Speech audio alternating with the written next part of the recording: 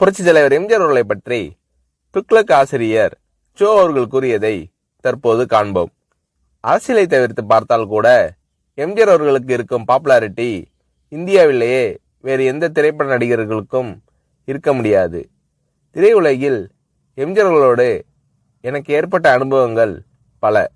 அவற்றில் ஒரு சிலவற்றை பற்றி மட்டும் எழுதுகிறேன். துக்ளக் பத்திரிகை ஆரம்பிப்பதற்கு ஓரிரு வருடங்களுக்கு முன்னால் ஜெய்ப்பூரில் அடிமை பெண் படப்பிடிப்பு நடந்து கொண்டிருந்தது. பல நடிகர்கள், டெக்னீஷியன்கள் சுமார் 15 நாட்கள் அங்கே தங்கியிருந்தோம்.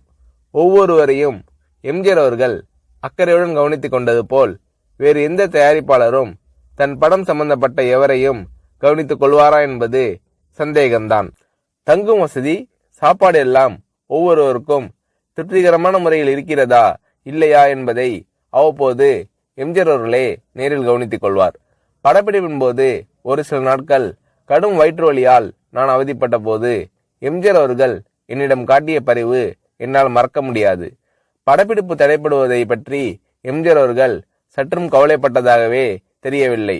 அதே சமயத்தில் சென்னையில் ஒரு வழக்கை நடத்துவதற்காக நான் ஆஜராக வேண்டியிருந்ததால் உரிய நேரத்தில் என்னை அனுப்பி வைப்பதற்கும் எம்ஜிஆர் அவர்கள் எடுத்துக்கொண்ட சிரமம் கொஞ்சம் நஞ்சமல்ல. எனக்கு வயிற்று வலி குணமான பிறகு கூட என்னை படப்பிடிப்பிற்கு அழைக்காமல் என் நண்பர்களை அழைத்து உண்மையிலேயே அவருக்கு குணமாகிவிட்டதா, இல்லை ஷூட்டிங் தாமதமாகிறது என்ற காரணத்திற்காக குணமாகிவிட்டது என்று கூறுகிறாரா என்று விசாரித்து கொண்டார் எம்ஜிஆர் அவர்கள். அவருடைய டாக்டரை அனுப்பி நான் பரிபூர்ண குணமடைந்து விட்டேன் என்று அவர் சர்டிபிகேட் கொடுத்த பிறகுதான் சம்பந்தப்பட்ட காட்சிகளை எடுக்க ஆரம்பித்தார் எம்ஜிஆர் அவர்கள். என் விஷயத்தில் மட்டும் இப்படி என்பதில்லை. எல்லா நடிகர்களுக்கும் டெக்னீஷியன்களுக்கும் ராஜ உபசாரம்தான். ஜெய்ப்பூரில் அடிமை பெண் படப்பிடிப்பு நடந்து கொண்டிருக்கும் போதுதான் அவருடைய 100வது படமான ஒளிவிளக்கு தமிழகத்தில் ரிலீஸ் ஆகிறது. நீங்கள் சென்னையில் இருந்தால் பெரிய விழாவாக நடத்திருக்கலாமே என்று நான் எம்ஜிஆர் அவர்களிடம் கேட்டேன். சிரித்துக்கொண்டு பேசாமல் இருந்து விட்டார் எம்ஜிஆர் அவர்கள். என்ன இருந்தாலும் ஒரு கதாநாயக நடிகருக்கு 100வது படம் என்பது ஒரு முக்கியமான மைல்கல். அதை இவர் எந்த விதத்திலும் கொண்டாடாமல் விட்டுவிடுகிறாரே என்ற எண்ணம் என் மனதை உறுத்தியது. ஒரு சிறிய அன்பளிப்பை வாங்கி ஒரு வாழ்த்து பத்திரத்தையும் எழுதி ஜெய்ப்பூர் வந்திருந்த அத்தனை டெக்னீஷியன்கள், நடிகர்களின் பெயரையும் குறிப்பிட்டு நானே கையெழுத்திட்டு எல்லோரது முன்னிலையிலும் எம்ஜிஆர் அவர்களுக்கு வாசித்தளித்தேன். அதை வாங்கி கொண்ட எம்ஜிஆர் அவர்கள், என்ன இது, காகிதத்திலேயே 2 பக்கமும் எழுதிட்டீங்க, நான் இதை 2 பக்கமும் கண்ணாடி போட்டு ஃப்ரேம் போட்டு வச்சிக்க போறேன் என்று கூறினார்.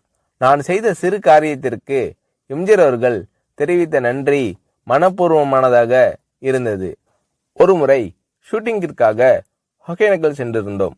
நான் போய் சேரும்போது எம்ஜிஆர் அவர்கள் அவுட்டோர் லொகேஷனில் இருந்தார். நானும் அந்த காட்சிகளுக்கு தேவை என்று என்னிடம் கூறினார்கள். மேக்கப் போட்டுக்கொண்டு நான் லொகேஷனுக்கு சென்றேன். என்னுடைய நண்பர்கள் சிறிது நேரம் கழித்து அங்கு வருவதற்காக காரில் புறப்பட்டிருக்கிறார்கள். இதற்குள் எம்ஜிஆர் அவர்கள் என்னிடம் லொகேஷனில் இடவசதி எல்லாம் சௌரியமாக இருக்கிறதா என்று கேட்டு தெரிந்து கொண்டார். அதன் பிறகு எம்ஜிஆர் அவர்கள் சம்பந்தப்பட்ட காட்சி முடிந்துவிடவே அவர் புறப்பட்டு போய்விட்டார். அவர் போகும் வழியில் என்னுடைய நண்பர்கள் காரில் எதிரே வந்து கொண்டிருந்திருக்கிறார்கள். அடையாளம் புரிந்து கொள்வாரா மாட்டாரா என்ற நினைப்பில் அவர்கள் எம்ஜிஆர் அவர்களை பார்த்தும் கூட பேசாமல் வண்டியை ஓட்டி கொண்டு வந்திருக்கிறார்கள். வண்டி அவர்களை கடந்து சில அடிகள் சென்ற பிறகு எம்ஜிஆர் அவர்கள் தனது வண்டியை நிறுத்த சொல்லி அவர்களுக்கு செய்கை காட்டி நிறுத்தி தன் வண்டியை பின்னோக்கி ஓட்ட செய்து இறங்கி வந்து எனது நண்பர்களை அழைத்திருக்கிறார். நீங்கள் எல்லாம் சோவின் நண்பர்கள் தானே, இடவசதி எப்படி இருக்கிறது, உங்களுக்கு போதுமா? சோவிடம் கேட்டால் அவர் எல்லாம் சரியாக இருக்கிறது என்று கூறி மழுப்பி விடுகிறார். ஏதாவது குறை இருந்தால் நீங்கள் சொல்லுங்கள் என்றெல்லாம் விசாரித்துவிட்டு அதன் பிறகுதான் மீண்டும் தன் வண்டியில் ஏறி புறப்பட்டு சென்றுள்ளார் எம்ஜிஆர் அவர்கள். மிக சாதாரண விஷயம் போல் தோன்றலாம், ஆனால் அந்த மாதிரி கேட்டிருக்க வேண்டிய அவசியமே எம்ஜிஆர் அவர்களுக்கு இல்லை.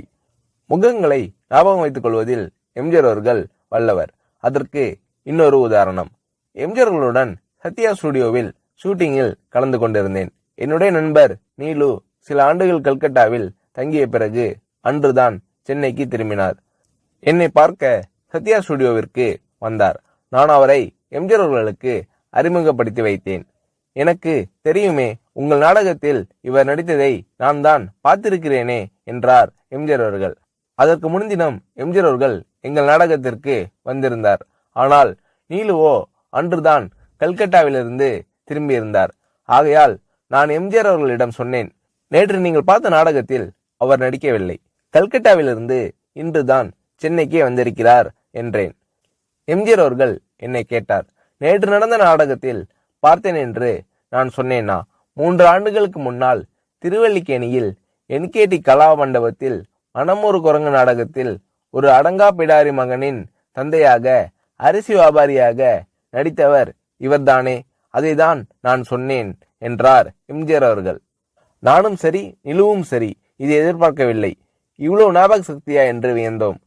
சினிமா நாடகங்கள், பொது நிகழ்ச்சிகள் என்று பல இடங்களில் பலரை சந்திக்கும் இந்த மனிதருக்கு இவ்வளவு கரெக்டா ஒரு முகத்தை ஞாபகத்தில் வைத்துக் கொள்ள முடிகிறதா என்று ஆச்சரியப்பட்டு போனோம். திரையுலகில் எம்ஜிஆர் அவர்களிடம் நான் கண்ட வேறொரு சிறப்பு, சினிமா டெக்னிக்குகளை அவர் கரைத்து குடித்திருந்த விதம். ஒரு நல்ல டைரக்டருக்கு வேண்டிய எல்லா தகுதிகளும் உடையவர் எம்ஜிஆர் அவர்கள் என்பதில் சந்தேகமே வேண்டாம்.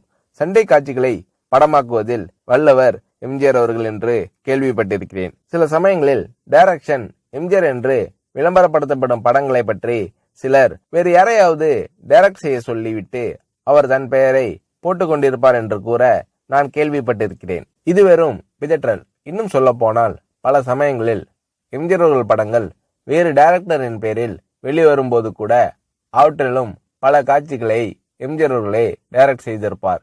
இதுதான் உண்மை.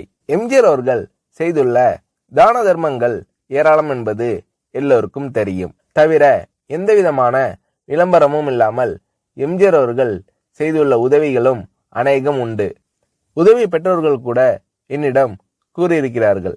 மிகவும் தேவையான சமயத்தில் செய்யப்படும் உதவி போன்ற நல்ல காரியம் வேறு எதுவும் இல்லை. இந்த மாதிரி நல்ல காரியங்களை எம்ஜிஆர் அவர்கள் செய்திருக்கிறார் என்பது மறுக்க முடியாத உண்மை. ஒரு நடிகர் ஒரு முறை என்னிடம் கூறினார், வீட்டுல ஒல வச்சுட்டு சோறு பொங்குற நம்பிக்கையோட ஒருத்தர் வீட்டுல போய் நிக்க முடியும்னா அது எம்ஜிஆர் தான், வேறு யாரும் கிடையாது. இந்த மாதிரி மனப்பூர்வமான சர்டிபிகேட் வேறு எத்தனை பேருக்கு கிடைக்கும் என்று புரட்சி தலைவர் எம்ஜிஆர் அவர்களை பற்றி ஷோ அவர்கள் கூறுகிறார்.